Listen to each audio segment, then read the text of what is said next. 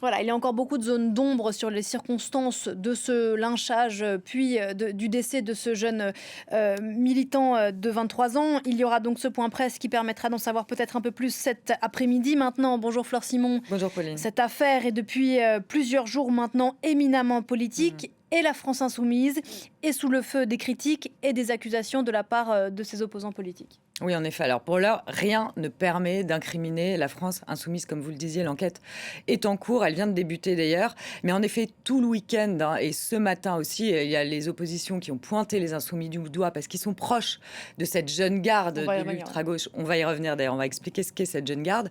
Et donc les oppositions ont pointé tout le week-end les insoumis du doigt. Et ce matin, Raphaël Glucksmann, donc eurodéputé Place Publique, eurodéputé de gauche, estime que la brutalisation du discours des insoumis se transforme en actes violents dans la rue. Écoutez-le, c'était sur RTL ce matin. Clairement, la France insoumise brutalise le débat public depuis des semaines et des semaines et des mois et des mois. Vous savez, vous ne pouvez pas en permanence utiliser des mots d'une violence extrême sans penser que ces mots se traduiront en actes. Voilà, et ce week-end, c'est Bruno Retailleau, ancien ministre de l'Intérieur, qui a directement interpellé Jean-Luc Mélenchon, le leader insoumis, en disant « La mort atroce de Quentin ne doit rien au hasard, contrairement à ce que vous prétendez. Ce n'est pas la police qui tue en France, c'est l'extrême gauche. » Marine Le Pen, elle, parle de milice d'extrême gauche, en parlant donc de cette jeune garde, s'appuyant sur la complaisance et le soutien de partis tels que la France insoumise. Le gouvernement doit considérer ces milices comme des groupes terroristes. Et puis, vous l'avez dit, Pauline, hier, c'est le ministre de la Justice, Gérald Darmanin, qui a estimé sur RTL que c'est l'ultra-gauche qui a manifestement tué le jeune homme de 23 ans. Et il a ajouté qu'il y avait une complaisance de la France insoumise pour la violence politique. Donc, on le voit, LFI est largement pointé du doigt par ses opposants et pas que. Alors maintenant, il faut prendre le temps d'expliquer pourquoi est-ce que la France insoumise est pointée du doigt dans le cas de ce lynchage meurtrier de ce jeune Quentin. Voilà, donc ministre de la Justice, ministre de l'Intérieur disent qu'il n'y a quasiment pas de doute, c'est l'ultra-gauche qui a donc tabassé, lynché, et donc le jeune homme est finalement mort, parce que le mouvement de Jean-Luc Mélenchon est proche d'un mouvement antifasciste qui s'appelle la Jeune Garde. Plusieurs témoins disent d'ailleurs que c'est la Jeune Garde qui a attaqué Quentin. Jean-Luc Mélenchon, l'an dernier, lors d'un meeting à Auxerre, a qualifié la Jeune Garde d'allié lié au mouvement insoumis.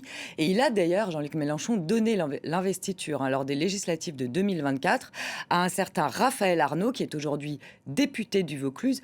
Et ce même Raphaël Arnaud, il est cofondateur de la Jeune Garde, qui est un mouvement collectif qu'il a donc monté en 2018. Raphaël Arnaud est fiché S. Il a été d'ailleurs depuis condamné. Il a été condamné en 2025 pour des faits de violence en 2022. Donc voilà, Raphaël Arnaud, investi par la France insoumise, aujourd'hui député du Vaucluse, fondateur de la Jeune Garde. Et certains témoins, et c'est là quand même qu'il y a un gros caillou dans la chaussure des insoumis, certains témoins affirment avoir reconnu l'assistant parlementaire de Raphaël Arnaud parmi les personnes qui ont attaqué Quentin. Cet assistant parlementaire s'est mis en retrait de ses fonctions le temps de l'enquête. Quoi qu'il en soit, pour Laurent Nunez, ministre de l'Intérieur, c'est bien l'ultra-gauche et qui est responsable du lynchage du jeune militant d'ultra-droite. Écoutez-le. Vous êtes à Lyon, la Jeune Garde était très présente sur Lyon. On parle d'un mouvement d'ultra-gauche, manifestement c'est l'ultra-gauche, il n'y a aucun doute là-dessus. Et donc voilà, on pense évidemment tout de suite à la Jeune Garde, mais le procureur confirmera, infirmera, on verra bien. Voilà, alors la Jeune Garde a été dissous l'année dernière par Bruno Retailleau en juin 2025. En fait, la Jeune Garde, Bruno Retailleau l'a dissous en disant voilà, c'est un mouvement qui n'est que dans la violence, donc ils l'ont dissous. La Jeune Garde a d'ailleurs fait un recours devant le Conseil d'État, recours soutenu par la France insoumise. La France insoumise, dans un communiqué, la veille, je crois, du lynchage de Quentin, avait dans un communiqué demandé à ce que le gouvernement revienne sur cette dissolution. Tout ça, Pauline, fait qu'aujourd'hui, les insoumis sont pointés du doigt. Voilà, à ce stade, précisons que la Jeune Garde se défend. Il n'est pas avéré, prouvé qu'elle était effectivement aux manettes lors de ce lynchage qui, lui, est avéré jeudi à Lyon. Le procureur de Lyon donnera sans doute des éléments cet après-midi. En tout cas, la France insoumise se défend fermement de toute implication dans cette affaire. Oui, depuis ce week-end, la France insoumise fait bloc. Les élus du mouvement ont tous condamné d'une seule voix l'agression de Quentin et assuré que LFI ne portait aucune responsabilité dans ce qu'il s'est passé. Hier soir, Jean-Luc Mélenchon était à Montpellier en meeting et il a réaffirmé ceci. On l'écoute. Tout a été truqué, arrangé pour faire croire à une sorte d'expédition du service d'ordre insoumis pour traquer un pauvre malheureux. Nous n'avons rien à voir avec cette histoire. Et ceux qui nous accusent sont des calomniateurs.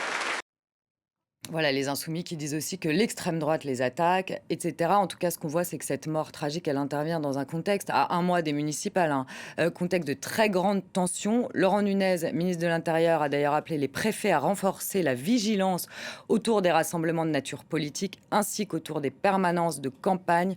Une dizaine de permanences de campagne, d'ailleurs, de la France insoumise ont été attaquées ce week-end. Évidemment, ce climat extrêmement tendu fait craindre des représailles de la part des mouvements d'ultra-droite contre des militants ou des élus insoumis. Mais ce qu'il faut quand même dire, Pauline, c'est qu'on le voit, tout va plus vite que la justice, puisque l'enquête a à peine commencé. Pour l'instant, on ne sait pas qui est responsable de ce lynchage et de la mort de Quentin. Donc c'est vrai qu'il faut rester extrêmement prudent sur les accusations qui vont, on le voit, bon train. Et d'ailleurs, la famille de ce jeune Quentin a plutôt appelé au calme. Oui. Merci beaucoup.